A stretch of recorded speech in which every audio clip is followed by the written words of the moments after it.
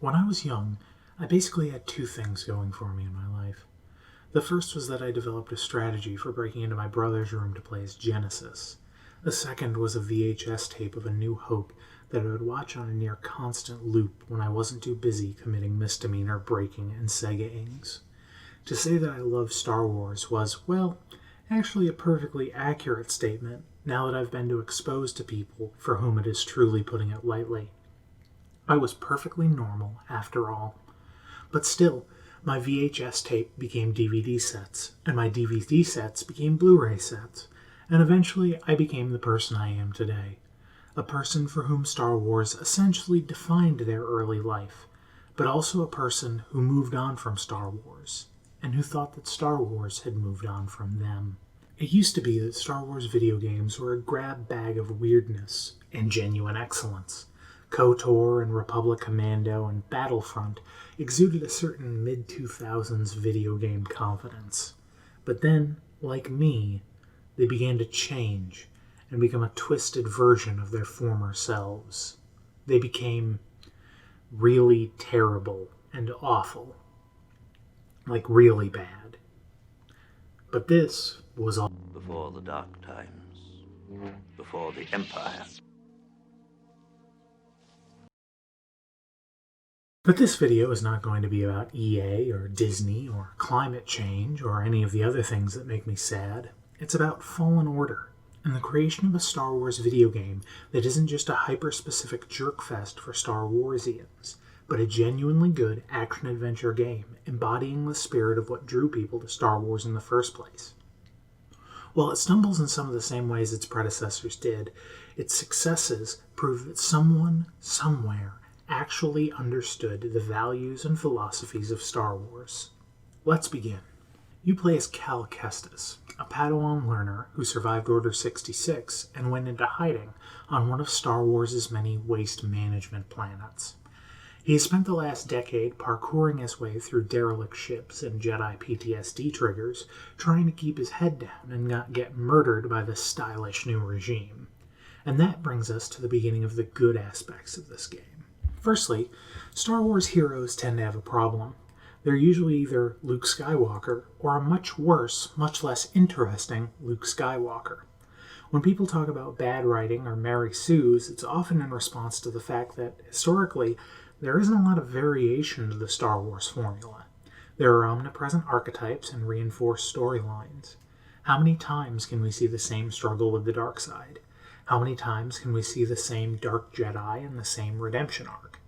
That's where Fallen Order succeeds, where Cal succeeds as a character. He has his damage, he has his challenges, and he learns his lessons.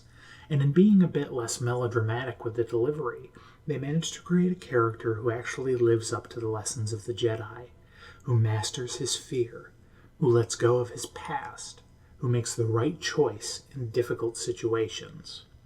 Cal is the same plug-and-play basic bitch Jedi we've seen in a dozen Star Wars games, but he's thankfully not just another great value chosen one or clone or secret asshole. He doesn't do massive world-changing stuff. He's not as important as Revan and his journey, not as lore-establishing as when Darth Bane went to meet Mike Tython, and he's not as fucking shoehorned in as Starkiller. He's a great Jedi, largely by virtue of the fact that he's not talented. He's giving effort. I suppose that's another Star Wars archetype, though, one that isn't explained as a main character. Cal is very similar to Obi-Wan Kenobi. Obi-Wan's a fantastic Jedi, but he wasn't that special. He almost went into the Jedi Agricultural Corps, which is a thing. If you're not good enough at the Force, they make you into a fucking farmer. But he's a fantastic Jedi in the end, because he's not the best at everything, or anything. He had to forsake his pride, not just for the dogmatic purposes of the Jedi, but because it wouldn't make sense for him to be prideful. He had to work to live up to the example of people who he thought were better, stronger, or wiser than him, and his perseverance had him rise above the pitfalls of their talent. That is the character you play as. That's Cal Kestis, and it feels so much better than being a person fated to save the universe. Secondly, we have a cast of characters who are not all great, but they're fine. Grease is the Star Wars character that feels union mandated. He's an alien. He has a different amount of appendages. He flies a spaceship. He doesn't get the whole Jedi thing. It's basically what if Dax from Dax's Diner was tiny but also had mutton chops and an utter disrespect for you and everything about you. Seer is the mysterious former Jedi. You can find these laying around almost anywhere. She's a walking PTSD metaphor. BD-1 is your droid friend and source of constant companionship, healing, and area traversal technology. He's well designed and lovable. Marin is a night sister from Dathomir and is what we'll call Cal's big titty Chlorian goth girlfriend. She is, in every sense of the word, Cal's counterpart. Her people were also betrayed and destroyed, and she feels lost and alone. Nothing says romance like shared drama. These are all largely perfectly serviceable characters, with reasonable, if obvious, motivations. However, if there's anything I've learned from Star Wars in the last decade, I will take obvious over nonsensical. The third thing, and the highlight of this game for me, is that it feels cool. That's pretty much it. There's no grand design to it. A game about Jedi is supposed to be cool as hell, and that goes a long way to making it feel Star Warsy. The fact that it feels less cartoonish than Force Unleashed is a huge bonus. It makes it feel more like the old Jedi Knight games, especially Jedi Academy. It has enough of the familiar to make the unfamiliar blend well, and it captures the hopeless space junk nightmare of Star Wars in a very admirable fashion. You get better powers as you learn to be a better Jedi, and you're able to come back to areas you once were in and access new places. You learn all kinds of new powers. In the beginning, you can only push, and let's admit, that's a pretty fucking baby thing to do. But soon, you'll be able to push, push your lightsaber away from you and then pull it back to you, pull other people towards you and then push your lightsaber through them, and stop time.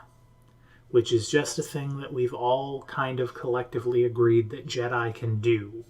As a point of fact. It's a cool gameplay mechanic. Okay, I'm not going to ask too many questions about that.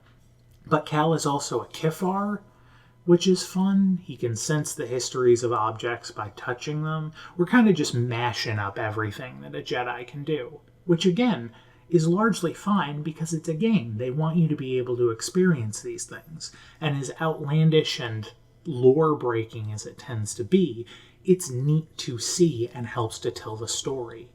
It has everything and more. It has Wookiees and raw-shear trees and awesome set pieces. It has a Dathomiri hellscape and Night Sister voodoo bullshit. It has a fighting pit inside a junky asteroid run by a space slumlord. And through it all, you flip, slide, dash, and just fucking space wizard samurai style all over stormtroopers like it's their job to get lit up so that you feel dope as fuck. And that's a huge intangible in a game like this. To that end, they made a good decision with the gameplay. Rather than being a hack-and-slash action-adventure like The Force Unleashed, they dialed it back to something like Sekiro, where you have to time your strikes, parry, use your powers wisely, and learn your enemies to gain an advantage over them. This allows them to be challenging, but later in the game allows you to style on them, referencing back to the Space Wizard Samurai bullshit. Most importantly for me is that it is a simple Star Wars story about growth, trauma, and the difficult decisions we must make to do what is right. Cal does not save the galaxy. He does not revive the Jedi. He does not actually fight anyone of any great importance. He exists in the periphery of the greater Star Wars mythos, and I think that is something that's severely undervalued. When every movie has to be a blockbuster, and every hit has to be a smash, and every hero has to be an even bigger hero, the stories that end up being of any consequence are small, personal, and reflective. And in the end, the metaphor of the Force is not one of belief in a grand, emotionless, universal design, but of faith in oneself and the goodness and decency within people. Cal rises above his impulses to survive and becomes a Jedi, without being made into a martyr or some prophesized hero.